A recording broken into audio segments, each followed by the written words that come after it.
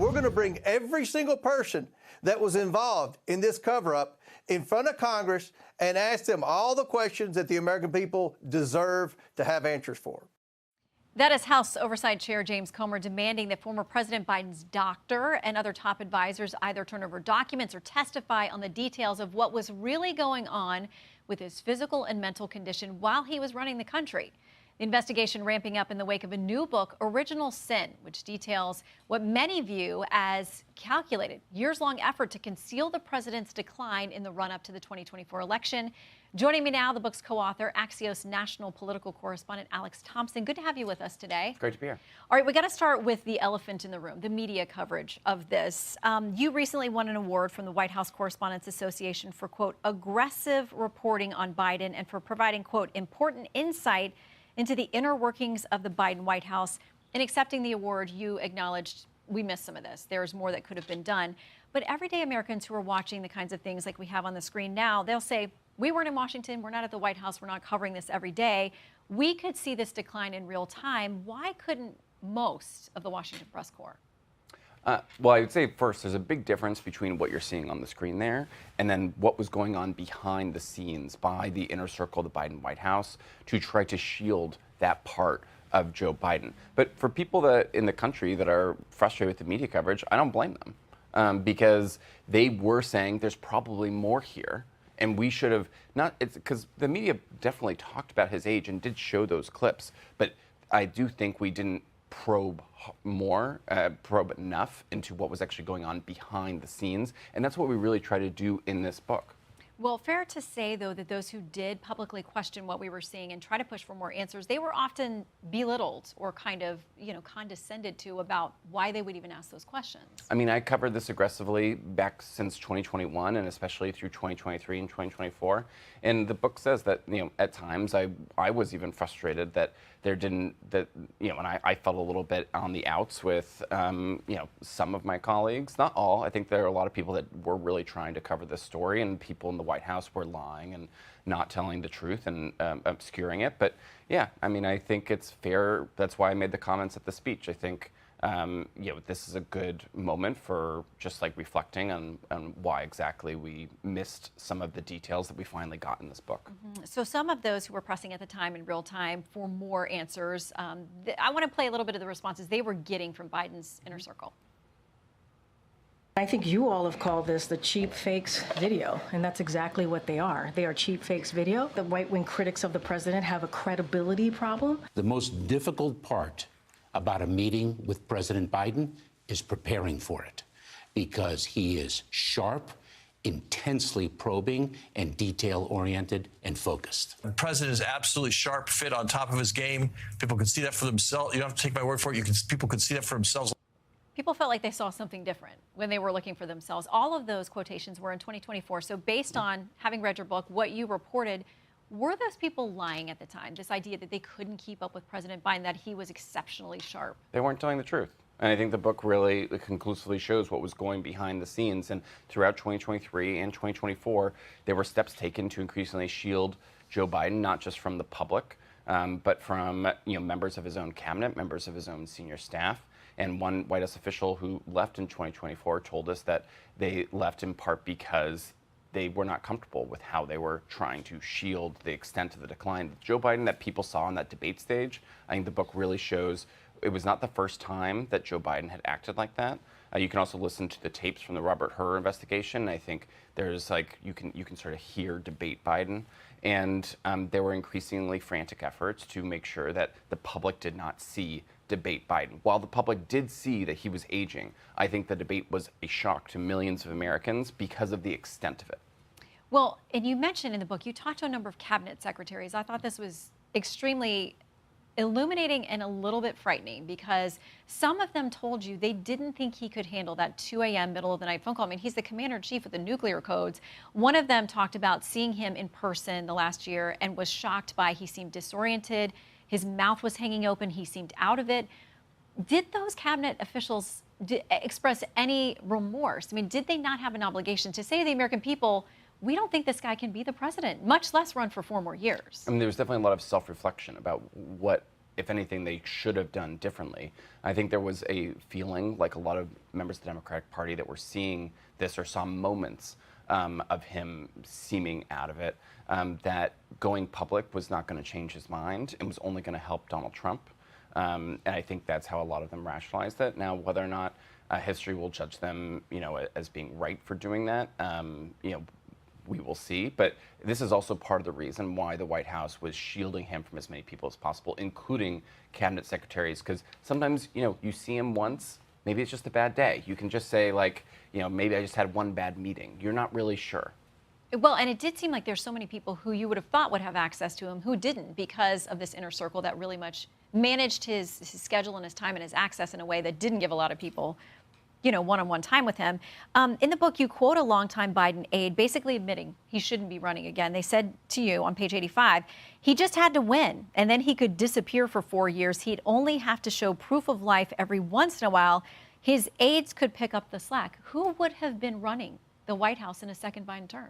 Well, this person went on to say that when you're voting for a president, you're voting for the aides around him. But these aides were not even Senate confirmed aides. These are White House aides. These were unelected people. And one of the things that really, I think, comes out in our reporting here is that if you believe, and I think a lot of these people do sincerely believe, that Donald Trump was and is an existential threat to democracy, you can rationalize anything, including sometimes doing undemocratic things, which I think is what this person is talking about. I want to ask, too, about the president's doctor, because we have this unfortunate news now about his cancer diagnosis. And you write about Dr. Kevin O'Connor several times in the book. But on page 47, you say people around Biden worried that O'Connor, whom almost everyone called Doc, might be too close to his patient. You write about his continued resistance to ever give him a cognitive test. But knowing what we know about the president's health, something that, a lot of medical professionals, including Zeke Emanuel, who is no conservative, says he may have had this cancer probably for years.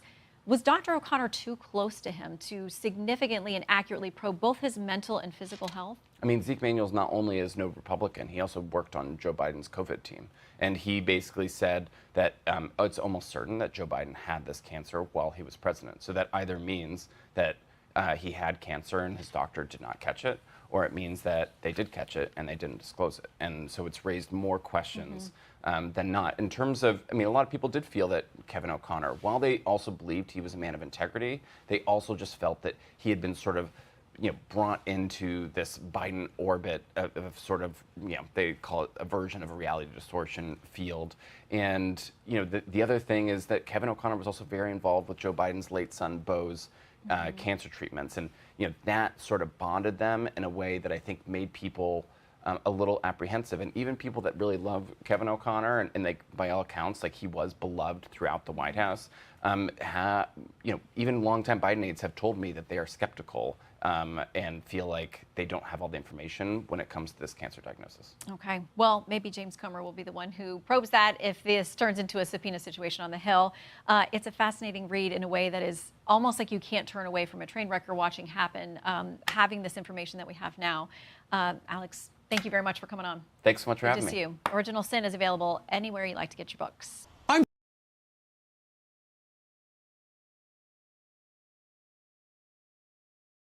Free Fire India is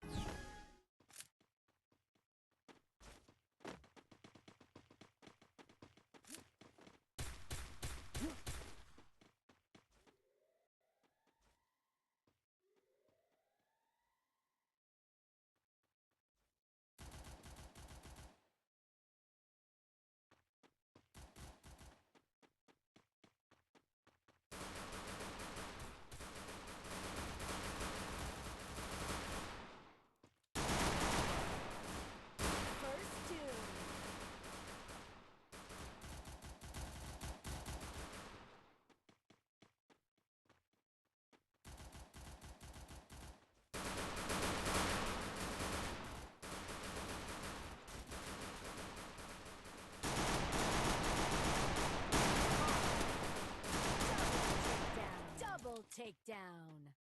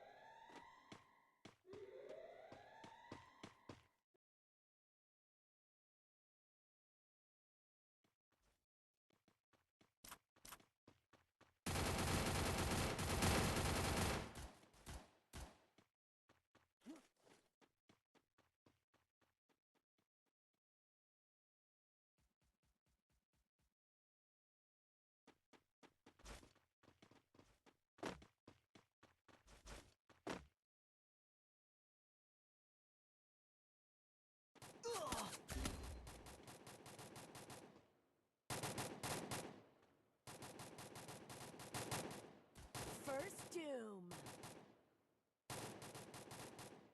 Double takedown.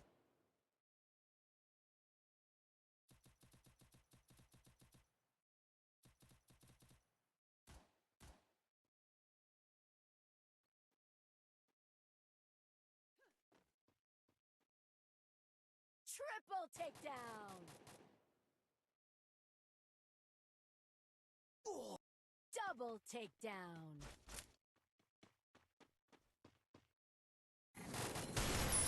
Ace!